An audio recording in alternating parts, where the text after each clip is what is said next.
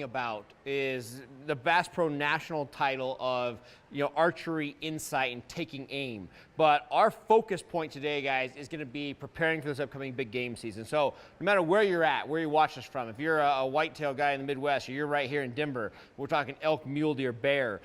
Pronghorn obviously started this earlier this week, and that's been great. These bucks are rutted up and rutting harder than I've ever seen this early. Usually it's a long time from now when we're actually going to start seeing the rut take place. And this year it's in full swing right now. So again, it's going to get better, but right now you can definitely find rutting up bucks, and you can find activity to where it's fairly easy to decoy them. So hopefully everybody saw that video that we did of us hunting these pronghorns, and it went amazing. I mean, all these animals here were going hard, and they were rutting hard, and we used a decoy, and they came right in. We were able to pull off that shot. So, but the big focus, again, kind of getting back to things, is next weekend is the opener for elk and deer archery. So the mainstay for the Colorado big game season is this coming weekend. So again, mule deer, elk, Colorado, most of the mountain zones, it's the kickoff to the season. Everything that we've been talking about is all about that promotion. Everybody is getting set to go out there and have that great opening day. We really hope that everybody's scouting. Our big focus that we always talk about is spending 60% of your available time scouting and 40% of your time actually hunting. So if you haven't followed along with that, that's how we do. We always promote, take your 100% of your opportunity. If you have 10 days to hunt, you're going to take 6 of those days to scout and prep, 4 of those days to actually hunt. So that's going to be your main focus when you're preparing for the season. Now, obviously, it starts next weekend, so if you haven't scouted yet, you're going to be behind the ball on that one. Hopefully, you have been scouting. Our scouting focus, we always talk about scouting the land, the water, and the bedding zone. So if you know the land, the general layout of everything, if you know the general idea of the water, if you know the general idea of the trees, the bedding areas, you're going to have a great focus of the daily habits of these animals. So that's a big focus to know the habits of these animals and how they're moving around day-to-day action. Opening weekend, what we talk about, guys, is making a major focus of making good decisions. So when it comes time to that opening day, it's all about those good decisions. So with good decisions being made, we're talking about if the animals, especially elk, if they are not talking, you should not be talking. If they are utilizing water, you should be hunting that water. But more importantly, everybody is so excited. They've been excited for 11 months for this opening day, and everybody gets out here and they're so gung-ho, they're so excited that oftentimes they put so much energy into chasing these animals around that they might ruin their hunt for the upcoming season. It happens all the time. People get so jazzed, so excited that they come in and they just overhunt, they overcall, and they push the animals, and they literally ruin their hunt for the entire season. So this first weekend, more than anything, we are hunting smart. That's our focus, is we are hunting smart. We're smart hunters. So again, we're coming in there and we're really looking at the scouting this week. So if you haven't scouted, I encourage you, you're going to hunt next weekend. Get up in the woods Thursday, get up in the woods Friday, but get out there a little earlier than normal and try to build a quick pattern. Hey, where the animals are bedding, where they're drinking, and you're going to look at that and say, what's my best opportunity to knock an animal down and to put an animal on the ground? If the animals are talking and showing that rut sign, you can do some calling. You're going to be softer, you're going to be toned down, you're not going to be overly aggressive. If they're not calling, if the bulls are still independent, the bucks are doing their thing, hunt water. That's the safest thing to do. Make sure you have your wind correct, make sure you have your wind right, but have those things right, and it's going to be easier for you to engage, easier for you to get in those animals, have an opportunity without ruining anything. So that's a big focus. We love hunting water early because, again, if the animals are not quite in that rut activity, the bucks aren't broken down, whatever the case may be, if the animals aren't in the cycle where it's easy to harvest them, you're going to put more focus on hunting that water. It's easier for you as the hunter to establish a pattern, but more importantly, not ruin anything. So that's going to be a big focus for that opening day. Other things we do a lot of is we do a lot of spotting and stalk this time of year. So find the bucks, find the bulls, try to get a pattern of where they're going to bed or where they're coming out of their beds, get your wind right, and you're going to try to sneak up there and actually make that approach. So again, the mainstay, we're not hurting anything. We're hunting very defensively. As long as you're hunting defensively, you're going to be a smart hunter. You're going to probably have opportunity, but more importantly, you're not going to ruin anything as these animals get more rutted up, as they get more patternable, as the temperatures cool down, as they start spending more time out instead of in their beds. So that's, again, the focus, is being a smart hunter and not hurting anything. Now, one thing we got to talk about with the calling, because again, It's one of the biggest things that we talk about this time of year is a lot of people aren't in this seminar. You know, again, you didn't make it to this classroom or you didn't make it on one of these live feeds where you're watching us. We see so many hunters that are coming out in this type of situation, and they're getting in here and they are overcalling, they're overabundance, they're just ruining things because they're so excited with the calls. Again, if the elk aren't talking, you should not be talking. With that being said, let's say you get out there and the animals are talking a little bit, you have some vocals, you know, the animals are starting to mingle a little bit. When you get out there, you always want to undercall versus overcall. So again, think about that in your head. We see guys, you go out there and you're cow calling to a bull or you're bugling to a bull. Everybody comes at this with the most gung-ho, rip-roar attitude that they've ever had. And the second you have that overzealous, that super powerful call, all of a sudden you risk spooking these animals. Think of it like this. You're an average guy, you have a beautiful wife, a beautiful girlfriend. Nobody wants to get beat up in front of their spouse, in front of their buddies, in front of their girlfriend. It's just a fact of life. It's humiliating to get beat up. So you have another bull, he's got cows, he's dominant. If I come in weaker willed, hey, I'm soft, I'm a weaker animal. That bull over there says, I know I can beat him up. I'm going to do it. I'm going to go beat him up. I'm going to show off for my girlfriend. I'm going to take his cows. It's going to be great. But if I come in rip roar and I'm bugling hard, I'm chuckling, I'm over aggressive, all of a sudden this other bull goes, man, that thing sounds like a monster. I don't want to lose my cows. I don't want to get beat up in front of my cows. So he takes his cows and runs, if that makes sense to you. So again, your thought process is going to try to come in a little more subtle, a little more quiet. You're going to try not to over-dominate these animals. So let's say when these animals are rutting, a lot of times I'll be super over the top of my cow calls. That's a hyperlip single, super basic call, pick it up anywhere. But I might be super loud in that rut situation. Early rut, I'm going to take a tone down, so basically I have a tone converter on that Primos hyperlip, and I'm actually going to do it into a tube to tone it down. So a lot softer, a lot quieter. I'm not over the top. I'm not adding that estrus in there. I'm really just toning it down. And toning it down makes sure those animals are like, yeah, that's what we've been doing. We've been talking. When you are over the top, you stand out. And they're like, what is that sound? What are they doing? But if you're quiet, you blend in, and oftentimes you're going to present these opportunities. Same type of thing in the bugle. Again, I'm not using a diaphragm. This is super simple. Using a Blue Reed Primos, nothing crazy here. But in a situation of early season, I want to communicate to the animal. Some of the bulls are talking. Some of the cows are talking. We're going to do a softer bugle. Well, I got to pull my reed up. Softer bugle. Soft, quiet, nothing crazy. Easy intro, easy exit. That's the type of bugle that I would do early in the season. Now, once the animals are rutting, everything's taking place, you can get more after it.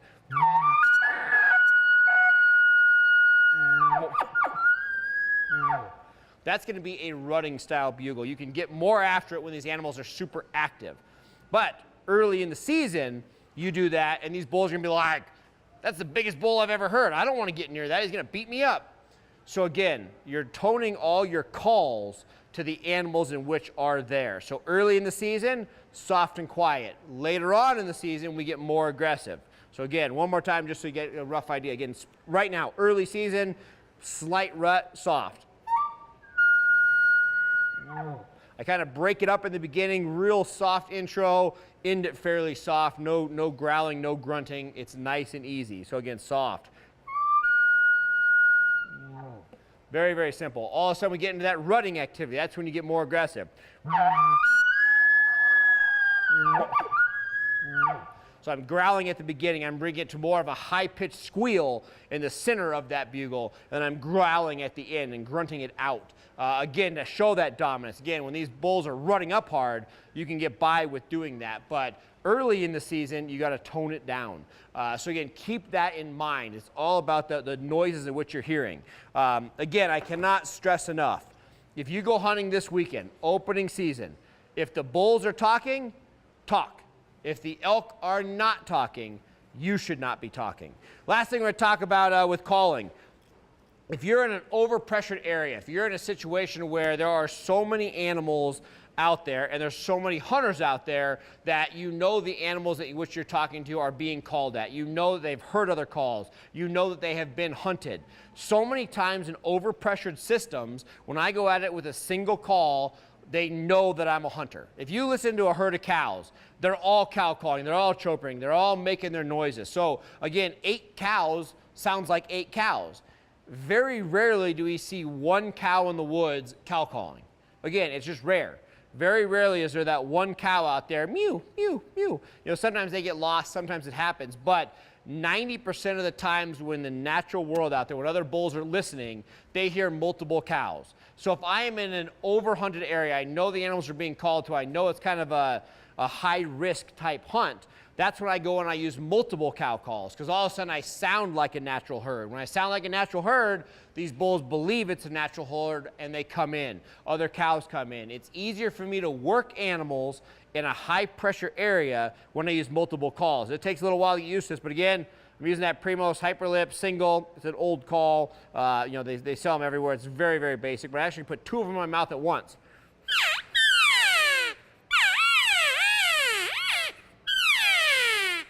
And all of a sudden I sound like multiple animals. And the second I sound like multiple animals, these other bulls, like, you know, in one cow call, they're like, it's a hunter, it's fake. Multiple, they're like, man, there's a herd over there I never heard about before. I didn't know those were over there. And they start to investigate. And you can do it multiple. I mean, a lot of times I'll add a third one in there. I mean, this gets really tricky. You get some kind of funky tones, but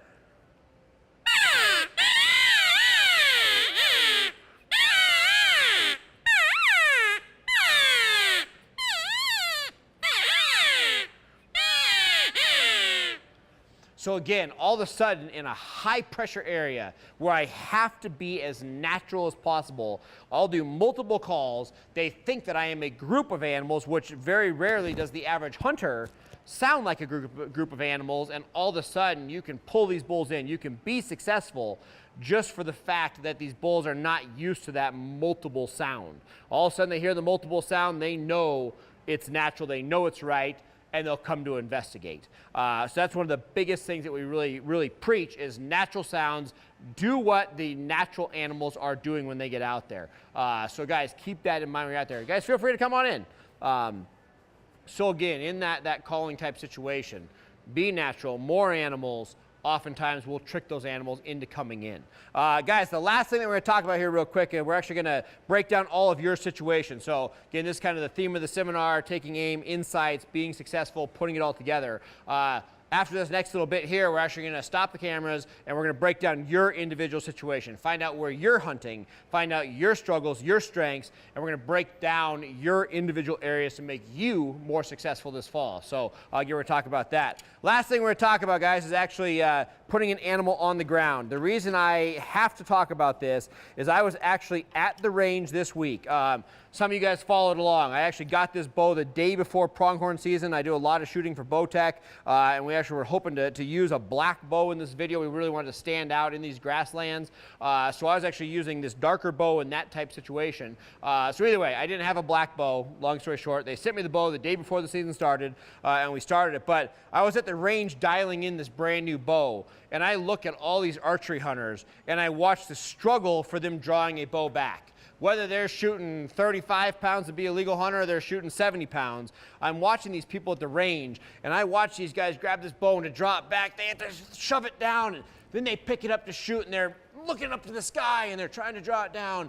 I watch these hunters literally just super struggle trying to get that bow back, and I think to myself, when they're actually in the woods, when they're hunting, when they're on an elk, there is no chance that they're going to be able to draw that back in front of an elk, in front of a mule deer, in front of a bear without getting seen. It's going to be impossible for them to get that bow drawn without spooking everything off. So the last thing we talk about, once we build a pattern, we find the animals, we know that we're dialed in, that's when all of a sudden being able to draw your equipment back, take aim, take that insight to be successful. So if I'm sitting in the woods on an animal, again, if I follow that animal, so if I'm sitting here and I'm watching, when I'm set up on an animal, I'm on a water hole, that bull's coming in, I'm aiming at that animal. I just follow them where I'm at. A lot of people will put their bow at the zone or the lane at which they're shooting. So if there's a bull coming in, they find the opening, they put their bow in that opening, and they wait for that bull to come to them. Problem is, a lot of times these animals will stop at a certain point. And when they stop, all of a sudden they see movement as you swing that bow over to them. So I stay with the animal. So I follow that animal in, very slowly spinning. Second that animal puts his head behind a tree, I draw and I'm straight back. So there's literally no movement other than my arm coming straight back. I find my anchor points and I'm on that animal. He steps out from in front of that tree, I let that arrow fly. So again, it's about the opportunity of making a smooth, easy draw on all these animals. So I say that right now. If you are the hunter that has to go out to the range right now, go home, practice, you're hunting next weekend. If you cannot have an easy standpoint, feet together, you're not spread out, you're not in your muscle position, you're nice and easy, you're standing, standing, standing. If you can't easily draw back, that's when all of a sudden you have a problem. Take down that weight. Today's bows, things like the Bowtech Rain, you have the availability to tone down that power and still have kinetic energy, still have speed. Technology is our friend nowadays. So again, most bows that we're shooting, you have the availability to make that smooth, easy draw and get that animal down. Don't overpower your bow if you can't draw it back. So keep that in mind. Again, go out there right now, put your feet together, follow the animal, pretend when it hits that gap, nice, easy, smooth drawback, and you should be able to fire at that point in time. But if you're having to throw the bow up, throw the bow down, all of a sudden that's when your struggle points are going to come in. Even if you get on the right animal, you're going to struggle putting that animal on the ground because they're going to see it, guys. So keep that in mind. You guys come on and sit down here. Guys, now we're going to break down everybody's individual situation to make you more successful. So guys, everybody on Instagram, we're going to turn you off here real quick. We're going to break down everybody's individual situation. If you need your situation broken down, make sure you follow us live Monday evenings at 7 p.m. Pacific time. So again, if you're in the Rocky region right here, 8 p.m., go to Bowtech Live, go to this channel Monday evenings, and we'll break down your individual situation this coming Monday, guys. So everybody on Instagram, thank you so much for joining us. We're going to talk about your guys' situation right now. Thank you, guys.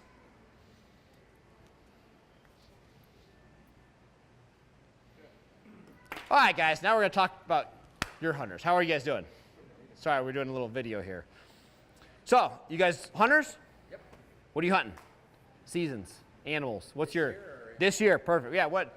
Got the pronghorn archery tag right now. Okay. And then going to Kodiak Island in October. Oh, fantastic. Yep, Excellent. and blacktail. Okay. And here's my dad. Excellent. And then elk and mule deer in the fourth season. Okay, perfect, perfect, perfect.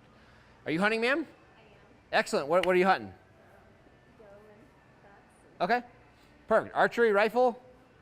Both? Perfect. Excellent. Well, what our goal is, guys, at these seminars, obviously we don't have a huge audience. Everybody's out scouting and pronghorn hunting. So I would love to break down your questions, your thoughts, your concerns to make you more successful in your particular hunt. We'll start with pronghorn right now. So depending where you're hunting, I would say we're 3 weeks ahead of schedule because of the early spring on the rut situation. So I've never seen bucks pre-rutting as hard as they are now in any of the years past. In the 17 years I've been hunting pronghorn, I've never seen them this excited. I've never seen them decoy so hard. I've never seen it available to spot and stock. So with that being said, with an archery pronghorn tag, I think you can get by with far more than you think you can. I think the average hunter, I mean, we went out this week, we filmed the hunt, and we shot a pronghorn in 2 hours and had multiple stocks, multiple opportunities, because I was the only guy willing to try. Everybody is, when they like decoy hunt, for example, whether you have a Montana decoy or a cutout, whatever, I use a doe. I actually take a faded out doe mule deer archery target, and that's all I have with me. But everybody sits at 600 yards, and they set their decoy up, and they kind of hope they're gonna come in. I literally prop the thing on my shoulders, and I walk right at these animals. It's unbelievable. I don't want to call them dumb, but as long as they can see what imitates looking like an antelope, they don't realize that it's 8 feet in the air and that there's a human underneath it. But everybody is so shy. You know what I mean? They sit from a distance and they like hide behind it, and they expect these pronghorns to come from 800 yards away to come all the way into 40 yards to shoot them. if you meet them halfway. So I start with the pronghorn up on my head to where I know I'm very visible. I want to make sure that they see it. I mean, a lot of times people have decoys and they think they don't work, and it's really because the pronghorn never noticed them.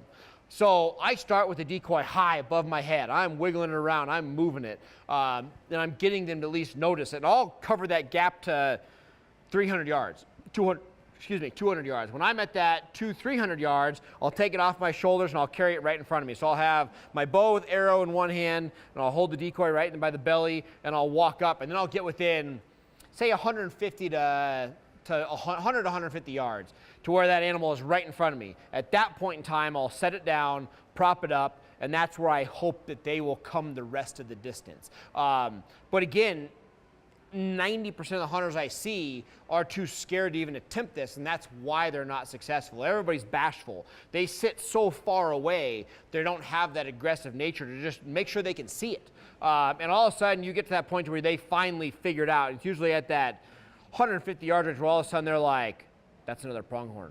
And they cover the distance quick. And it's crazy how you can get within that 20, 30, 40 yards, 50 yards, whatever you're looking at, to make that type shot. So decoy hunting this year over other years is the year to learn how to decoy hunt. But the biggest thing is be more aggressive. Have a plan. Make sure that you can prop it up to make the shot. Make sure you know how you're going to draw behind it and step up. But generally speaking, as long as your wind's right to where they don't get that odor, you can hoof it at these animals. And the biggest thing you have to decide is if you're going to do a doe decoy or a buck decoy. I almost always do a doe decoy because they come in slower. A lot of times with a buck decoy, they can come in hot. I can't tell you how many times I've had a buck decoy in front of me and these animals are coming in like Mach 5, and it almost makes you uncomfortable. They go from running to complete stop, and you're trying to draw. A lot of times they spook, and they see you, they turn around and they run. A doe decoy, generally speaking, they have more faith in it. They don't think it's going to fight back, so they come in a little slower. It gives me, the hunter, multiple opportunities of them maybe zigzagging in for that right broadside shot. And more importantly, it happens just to give me time. I can get my range. With the buck decoys, it happens so fast. Oftentimes I misjudge my range because I range them at 60, and in 4 seconds they're at 20, and it just leads to more of a chaotic situation using a buck decoy. So a doe decoy for me tends to lead to more opportunity at a better shot. So that's kind of that thought process there. As far as your individual situation, hunting, you said fourth rifle? Yep, so that's actually my favorite tag to have, buck and bulls, for both options. Obviously, your mule deer are going to be running that time of year, so we love that. Deer that you might not see 11 months out of the year come out of the woodwork. So obviously the rut activity is great for that.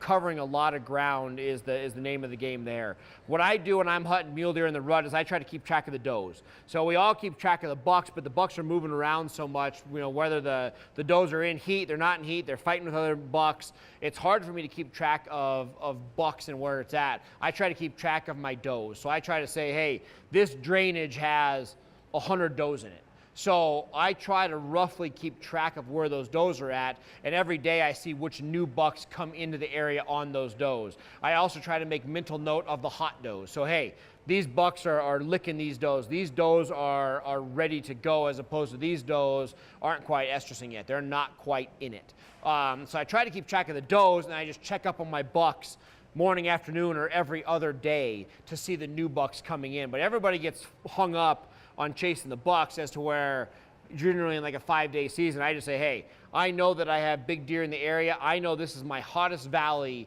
for breedable does, and the bucks will come to them. So I hunt the does and shoot the bucks as they come versus necessarily chasing just the bucks. So the bucks, like for example, last year, fourth rifle, I broke away from my stride. I always hunt the does. I find the does in heat, and I wait for the bucks to come to them. Even if I know they're a mile over, I let them come to me, and I am always successful with it. Last year, I was chasing like a 215-inch muley. It was the freak of nature. It was huge. And I know which does he was going to hit. I knew which ones were in heat. I knew which ones he would dominantly play. But I got hung up, and I started chasing him. And all I did was make him nervous. I couldn't get the shot off, and I ended up boogering and pushing him and not getting that buck. Had I just toned back, let him come to them when it was ready. When you're hunting a 9-year-old buck, they know what's going on. They're mature. take advantage of their stupidity during the rut. So learning the does, watching the does, staying up on the does generally will bring in more successful bucks and bigger bucks and make you more successful at the end of the day. So just kind of a thought process. But again, everybody sees the does, they don't even look at them. They don't even pay attention. They're all about the buck. As we're watching the does in that type hunt, generally will help you be more successful at the end of the day. The last big thing we talked about was elk that time of year. Depending on where you're at, you're going to have migration activity as herds come off of high country, but you're also going to have activity of bigger bulls taking advantage of being solo and taking advantage of higher portions. So you actually get a cross migration of elk. And this is something that is never covered in any seminar. You don't get it covered in magazine articles, but let's say, let's say you're hunting the northwest corner of the state. So you're hunting that whole White River National Forest herd. When these animals migrate out of Steamboat, when they migrate out of Wyoming through Craig, how often do you see giant bulls? You see some, but you don't see a lot of these giant animals. And everybody's just like, they're just not in the area. Or they come up with an excuse of why they don't see these big bulls. And then you say, take Middle Park. Say like South Park, Jefferson, Fairplay. Probably some of the biggest bulls in the state of Colorado live in that surrounding area to South Park. When all those bulls are down in the flat, when you drive through there in December, January, you see thousands of elk. How many giant bulls do you see in those groups? Not many. Everybody's like, they're just not there. Big bulls do a cross migration. So let's say these animals are at 10,000 feet in elevation. All your numbers, your 4.5-year-old bulls and younger, all your cows will migrate down in valley to where the wind is blowing the snow off the grass and they have food for the winter. So you get a 95% migration down into the wintering grounds. Your big, giant, dominant bulls, your 7.5, 8.5, 9.5-year-old bulls, not necessarily going to go extremely high, but they will go up high enough to where the wind is clearing the terrain. A lot of times it's going to be a happy place of like 9,500 feet, 10,000 feet. They tuck up into the top of drainages to where the wind's blowing the snow off the grass to where they have feed, but they're safe. Lions are not there. The remaining bears are not there. They go to where they are 100% solo all winter long. And it's a cross migration everywhere in the state of Colorado, everywhere in the state of Utah, everywhere in Wyoming. You get this cross migration of all the numbers coming down and the big bulls going up just in rugged enough country to where nobody bothers them and no predators bother them. And they get enough wind. Wind is the big key here to where it blows the snow off the grass. So when I'm scouting for an upcoming hunt, so we're past it now, but for my 2018-19 hunt, so next fall, if I'm going to hunt a late rifle season, I actually go out in like December or November and I look at the hillsides that are clean. After a good snowfall, which mountain hillsides in some elevation are cleared off of snow? That's the type of areas that I'm going to hunt that next year because I know these big bulls will gravitate to that vegetation source and a place where they can live all winter long. Late rifle hunts in elevation will put down more big bulls than any other hunt combined within the state of Colorado. Very few people take advantage of it. It's a lot of work. It's rugged country. I mean, half the time I'm snowmobiling in, half the time I have to have, a quad of tracks to get in there, snowshoes, but it leads to bigger animals. And again, you just have to ask yourself, if you think I'm lying, how many times in the winter herds do you see these big bulls? You know they're there. I mean, you go to Unit 2, you 10, you hunt that whole dinosaur, and you see these migrations coming out, and it's like, during archery, we see all these 350 class bulls. When the migration happens, I don't see them anymore. You're not missing them. They're going higher. They're going into their wintering grounds, which is a safe zone. And that's where these animals are at. Same thing why you don't find those big giant sheds. They're in that rougher country in a lot of these type areas. So you're thinking about that type situation to be more successful. So I find the does, I learn the does, and it's going to pull more bucks in. On the elk side, everybody's hunting lower. Everybody's thinking to themselves, man, this weather's horrendous. It's pushing them down. Go a little rougher, and I promise you, you'll find the next year class of bulls if that's what you're after. Again, you have to make each hunt for what it is for you, but if you want those more dominant animals, generally speaking, the wintering herds are going to be in a little bit rougher country than you would ever anticipate them being in. So that's kind of that thought process. Now, you're doing archery and rifle. Deer, elk. Right, but more rifle than archery. I didn't Yep. understand archery. Okay. No, absolutely. They're both great opportunities. Archery deer, per se, especially if you're shooting, are you looking for big bucks, looking for does? What's your... This year we're getting to go. Perfect. So both aspects. Does have not been bred yet. They have not been chased by hunters. So an archery hunt is going to offer a much more relaxed situation for these animals. So in doe hunting, I almost archery hunt. And then for bucks, I tend to go to more the rifle side in a general perspective. Simply for the fact that after the does, it's more the bucks harassing them that cause them to move around, more so than the hunters actually harassing them. But does are near the roads, they're in grasslands, they're all very low key this time of year. As to whereas you start getting later on, they get some hunting pressure, you get the bucks start running them around, and that's where it's gonna make it somewhat tougher. But the biggest thing for me when doing like a doe hunt like that is knowing the food.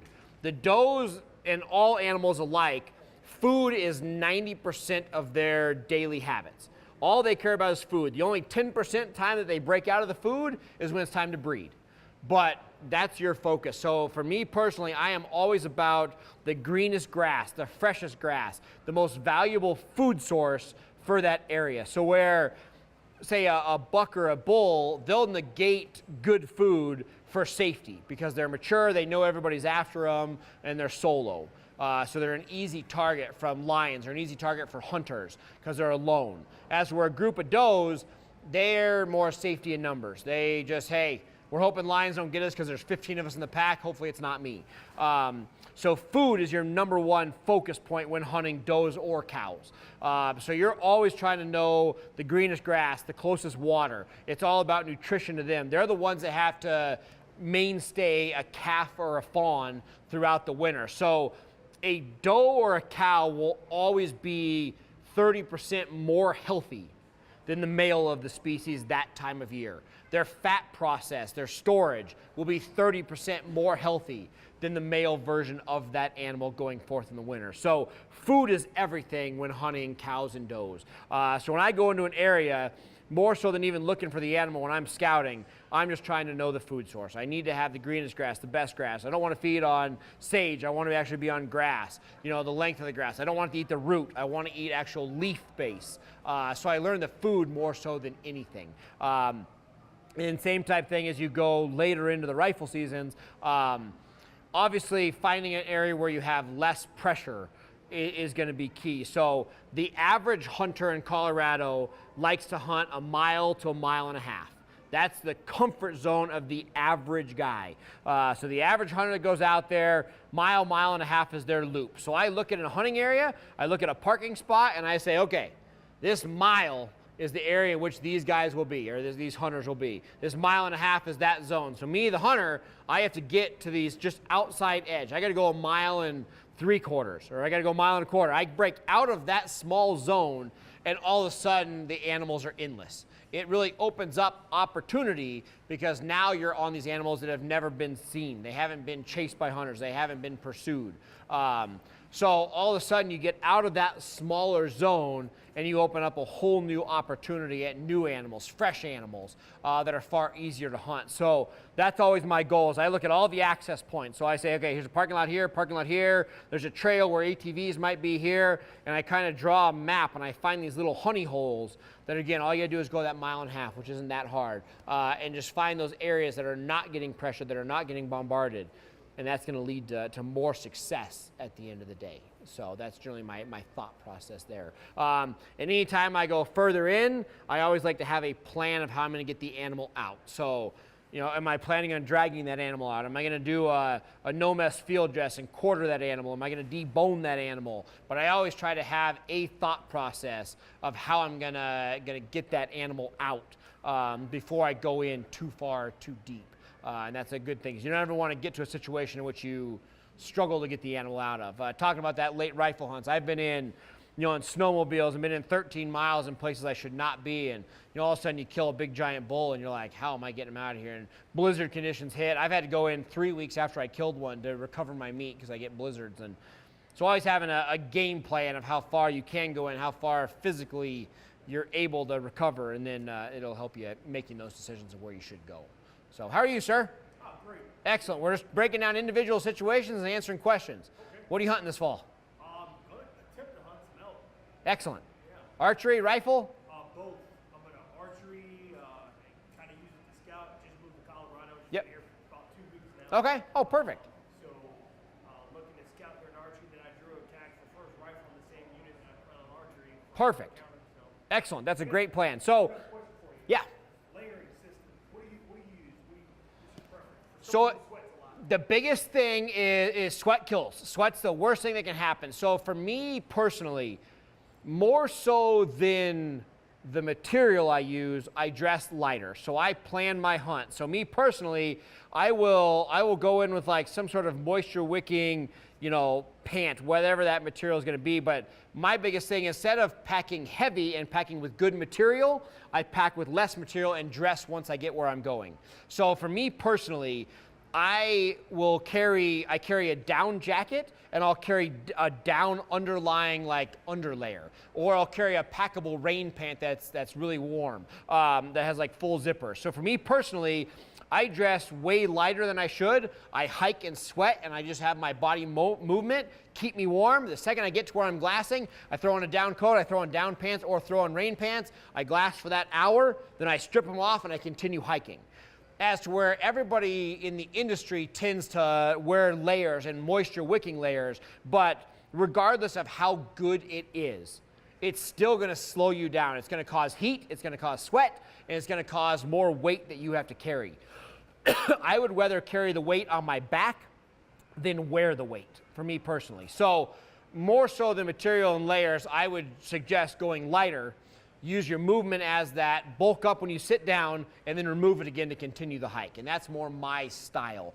Most everything I do is going to be active until a later rifle hunt, third, fourth rifle where the animals are out all day. I'll sit and I'll glass for 10 hours. And that's where I'm really going to pack on the layers. Archery and first rifle, I would say that I'm done with my hunt in both an archery and a first rifle hunt by 8 a.m., by 9 a.m. I personally never mess with their beds. Once an animal is in its bedding grounds, it's safe. It's done for the day. So I retreat, get my wind right, let them bed. When they get out of their bed in the afternoon, I pursue them again. But as far as the second they hit their beds, I'm done. So you see so many hunters, we call it taking a nature hike, taking your gun on a hike, taking your bow on a hike. But people, hey, I've waited 11 and a half months for this tag, I want to hunt. And they know the animal's bedded down at 7:30, but they continue to walk around, traipse around, hike the next ridge, and all you're doing is leaving scent, pushing wind, hurting your hunt for the future. So me personally, I get in, I do my hunt. The second my hunt is over, I retreat. Whether I go back to my camp, go back to my truck, or just back off 500-600 yards where I get my wind right and I take a nap, I'm not overly pushing. So generally speaking, I can dress lighter because very rarely in a first rifle or an archery am I just sitting there. I'm usually very active in those approaches to where I can always stay moving. I carry warm gear with me in case I have to sit, but more importantly, I'm just dressing lighter. I can't tell you how many first rifle hunts I've been on where I've worn shorts.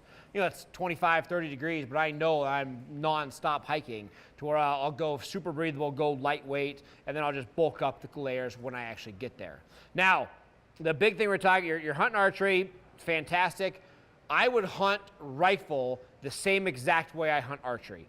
And this is a whole mentality thing. Your archery hunters have a style and a pursuit method. Your rifle hunters have a style and a pursuit method. Very rarely do they come together. When I'm doing my first rifle hunt, I locate my animals using calls. So first rifle comes around this year, it's a little late, so they're going to be far post-rut. So you're only going to get about 2 to 3 days of that first rifle season where these animals are still going to be calling, still going to be verbal. But it is going to be vocal for that first couple days until the guns start going off. So for me personally, that first rifle hunt, I'll be out at 1 a.m. on that Saturday morning. And all I'm doing is covering ground, communicating with the elk. So whether I'm in a truck, an ATV or I'm hiking a ridge line, I'm going to be with a bugle tube, nice single, nothing crazy, but a nice clean, average sounding bugle, and I'll hear bulls screaming off in the background. More than likely, these animals are not going to be talking that much during the daylight, but they're still going to be breeding at night. That's a big focus of that secondary rut, so we call it the post rut. It's basically when all the cows that didn't get taken the first time, they didn't get bred, they go into a second heat and they get bred the second time. It's going to be October 5th to the 20th. So it falls right in with that first rifle hunt. So I go out at night, 1 a.m., 2 a.m., and I'm locating bulls. So the average first rifle hunt, I'll probably locate 10 bulls. I might drive 20 miles in a truck, or I might hike 5-6 miles by foot. But by, say, 4 a.m., 5 a.m., usually I'm having myself, hey, I know I have a bull here, here, here, here, and here. Then I pull up Google Earth on my phone or my tablet, and I say, okay, I think this bull's in this meadow. I know my wind's coming down this meadow. I know that there's a ridge right next to it that I could sit on and shoot that animal when it first becomes light. Or this bull over here, I know he's in a real slender drainage. I know that he'll probably be bedded by the time I get to him. He does not look as good of an opportunity. But I weigh out all my options after that night bugling. And then all of a sudden by, again, 5 a.m., I try to tell myself, hey, this is the best chance, so I'm going to sneak into that bull and take that shot. So draw it out. So I cover ground, generally speaking, from some sort of vehicle, hopefully, but regardless. So let's just say I have a highway right here, a dirt road, a path, you know, and these are drainages going up. So the top of the mountain is this way, however my arrow works. So I'll stop here, turn off my truck, turn off my ATV, stop hiking for, say, 30 seconds. I'll rip off a call, just a very simple bugle, and you'll hear bulls bugling off in the distance. And I just mark myself down and say, okay, this rock, this tree, I'll put flagging tape on it. I'll put a GPS coordinate on my phone, and I'll say, okay, I'm estimating that bull 600 yards away at this location this time. Then I'll come down here and I'll do the same thing. Hopefully by, again, 5, 6 in the morning, I say, okay, I have 8 bulls located, 10 bulls located, 2 bulls located. I look at my map, and again, I try to figure out the best situation. Generally speaking, your wind is going to be sucking downhill. Your thermals will be coming downhill first thing in the morning. Mid-morning, they'll switch and come up, and then switch again in the afternoon. So let's say this is all uphill, this is downhill. Roads in the middle, the paths in the middle, whatever. I, generally speaking, I'm only going to focus on these bulls because I know my wind's going to be sucking down. Top of the mountains here, thermals are going down. So I know everything above me, I'm going to have good wind. So if this is a big opening and I have a steep hillside right here, and I know I have bulls out in this meadow, wind sucking down, I have a place where I can probably get up here. Even though I'm above them, my wind's still sucking downhill. It's going to be kind of sucking down both sides of the mountain, but it's going to be at a 45. I can probably climb up here with my gun. Bulls will be bugling right here. Might be a 200-yard shot, but I can shoot down on those animals. So if I, according to Google Earth or my map, I think that's the right situation, again, I'm making this decision at 4 a.m. I've been bugling since 1 a.m. I'll crawl up here about 5:30. It's getting light at 6. I literally get myself in position to where these animals are still bugling below me, or I'll call to locate where they're at. I will get within shooting distance in the dark to where the second it gets light, all I have to do is take that safety off, watch my clock for legal shooting light, and boom, animal on the ground. First rifle is literally the easiest hunt in the state of Colorado, as long as you utilize calls and utilize the opportunity of vocal animals. Everybody else does not do this. They wait till light, they roll out of camp at 5:30, they start hiking. This bull's already starting to quiet down. He's not calling as much because it's getting light, and you have no idea that animal's there. It's a situation that happens all the time. So all of a sudden, you're missing out on that opportunity.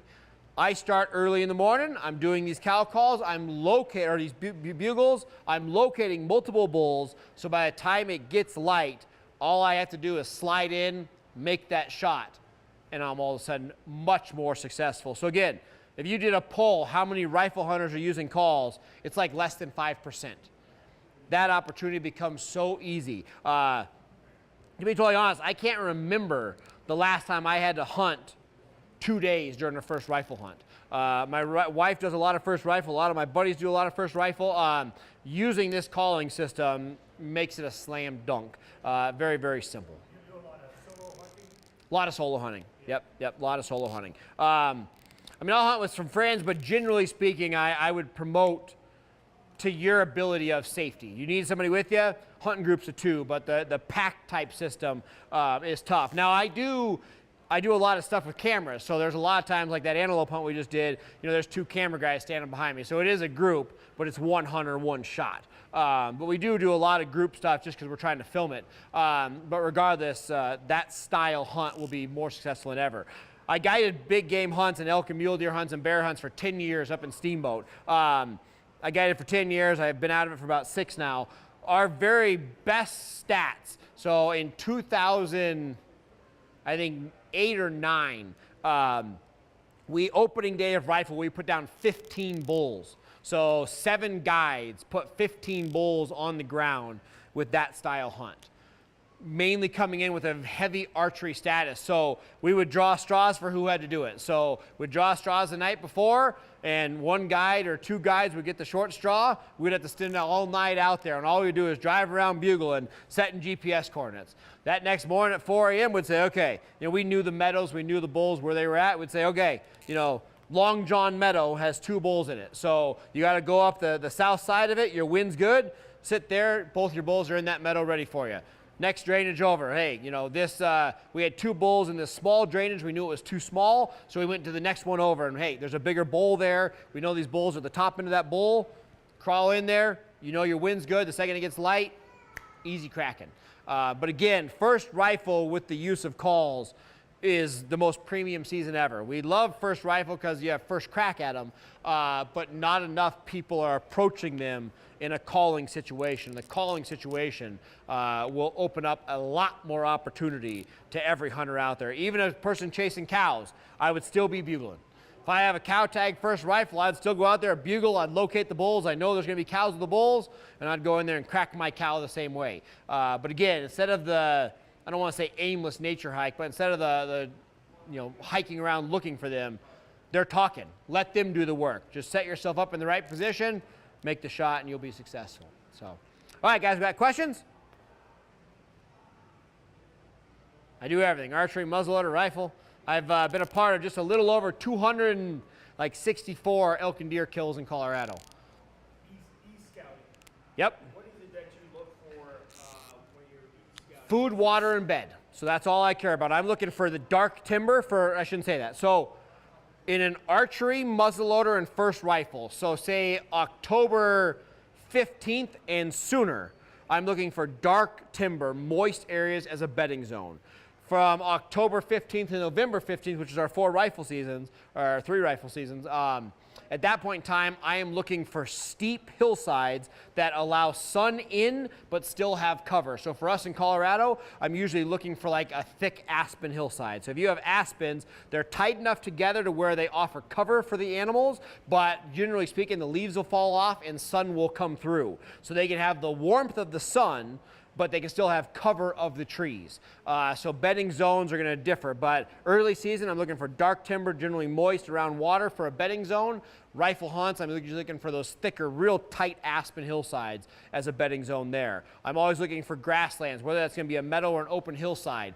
I ask myself, will snow cover that grass, or will that grass still be there during my particular hunt? A lot of guys find, you know, weaker grass hillsides, not a lot of grass, and by the time rifle hunts roll around, a little bit of snow, a little bit of frost, sometimes that grass is gone. So you gotta make sure you have ample enough food in scouting, and like Google Earth, find the open hillsides, find the lusher hillsides, and you're gonna be successful that way. Then you always have to have water. Water breaks down into 2 sources: drinking and cooling off. In a rut situation for elk particularly. So an August, September elk hunt, I like to find drinking water, and I like to find areas for wallows. They will drink out of a wallow, but a small creek, a deeper pond, they're not gonna roll around in. A wallow, they want mud, they wanna cake their body, they wanna cool off. Drinking is gonna be more of a cleaner, colder water source. So I try to scout both of those areas, but the 3 big ones is food, water, and bedding. You find those 3, you learn the daily habits through scouting, especially through e-scouting, and all of a sudden you're gonna be successful in that manner. If you wanna take it one step further through e-scouting and all that type of computer scouting, I wanna know every access point. So I wanna know every parking area, I wanna know every trailhead, I wanna know everywhere where a hunter can be and can push animals. You never want to be the person that hikes in, thinks you're, the first person to ever be in this drainage, and at first light, you hear an ATV come above you because you didn't know there was a little trail up there. So through scouting on an internet base, I always want to make sure I know exactly every source of access points to where I can plan my spots. And I always plan in a hunt A and a hunt B. So I say, hey, this particular hunt, right here, this is the highway. This meadow is 1 mile in. If all of a sudden these animals get pushed, I ask myself where they go. Where is the next spot they're going to show up? This is my hunt A. 2.5 miles in where there's another situation just like this. A meadow for food, a creek here in the bottom that probably has some wallows on this hillside, and a steeper hillside that has trees. Food, water, bedding. I find that next position deeper in, and all of a sudden that's my plan B. So through scouting of Google Earth or any of these electronic documents, I can find out my hunt A and my hunt B. I always plan on my hunt B, but if these animals get pushed by myself, by another hunter, I try to anticipate where they're going to go to make that split-second decision in the woods. So many of us pull up to an area and we pull up in our truck and there's another truck there, or we hike over the ridge and we see another hunter. So many of us hang our heads, turn around and leave, when really we need to say, okay, things got changed up. I know that guy's in there. I know the way he's going, he's going to push him. So I'm going to go around him and I'm going to jump up into my plan B. You want to never miss a beat in the field. So many of us don't have that second option, so we hang our heads and we turn around and our hunt's over. That's where you need to immediately make that decision through a lot of electronic scouting. Hey, let's make that quick decision. I know he's there. The other big thing that I do a lot of like Google Earth type stuff for, I always mention that because it's free and it's easy. How many of us make bad decisions because we don't know what's going on? So I'm hiking up the woods, this bull's 500 yards ahead of me, and I see him go over the hill. So many of us are like, okay, he went over the hill. Do we know what's over the hill? Nope. If that's over the hill is his bed, if he goes over that hill 20 yards and he's in dark timber and he's bedding, I don't want to do that. So many people will go over there and push the bed. They'll push that animal 15 miles away because they weren't ready, because they didn't know the source. So if I know through scouting on the internet or some sort of pictures like that, Google Earth, I say, okay, he went over that hill. I know from my scouting, I've been studying it for a month. I know that's his bed. Let's back off. Or if all of a sudden I say, hey, I know the other side of that hill is another 600 yards of a meadow, he's still feeding. So I'll hoof it up there, crest that meadow, and still pursue that animal. But through Google Earth and things like that, instead of actually having to be in the field, you can literally study it, weeks ahead of your season and have a good lay of the land. At least say, hey, I know that he's got a ways before he gets in the timber. Or hey, I know that hill's sloping this way, so I can anticipate my thermals sucking that way. So we use a lot of that type stuff for that. The last thing we do with like an internet-based scouting, we always like to know private land, but more importantly, we want to know what they do with that private land. So if you have national forest or the area you're hunting, whatever land it is, and you have a big ranch, a border, a square of it, whatever the case may be, let's say it's 500 acres or 10,000 acres. If a ranch does not hunt, I avoid that area. So if a ranch does not hunt, I know that as hunting pressure hits these animals, they will stack on that ranch and they will use it as a refuge. I don't like that. It's going to have for a safe place. They're never going to come back over to my side. If the ranch hunts, if they guide or they have access or whatever, if there's hunters on that private land, I treat it just like forest. Because I know as much pressure as I put on the animals there, they're going to put that same pressure on them back, and it's going to even itself out to where I'm hunting natural animals. So again, everybody looks for these ranches and they're like, oh, it's great, they don't hunt, there's no pressure. It's bad news because they just gather there and they never leave. So when scouting, I scout my private land if I have to be near it, but more importantly, I want to know what that private land does. Do they farm it? Do they ranch it? Do they ride ATVs? Do they ride horses? Do they hunt it to where I can anticipate what those animals will do if they get on that type property? So, any other questions?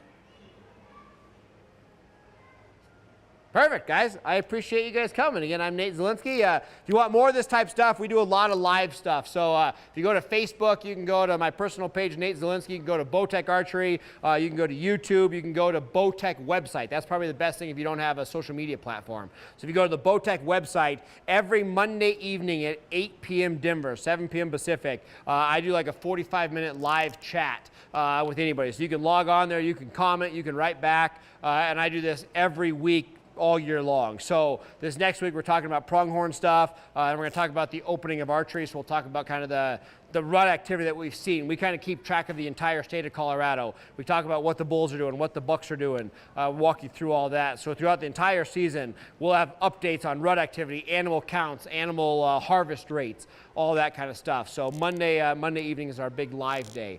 So again, Bowtech website, any of the social media platforms, but again, Monday evening, 8 p.m. for everybody here in the Denver area.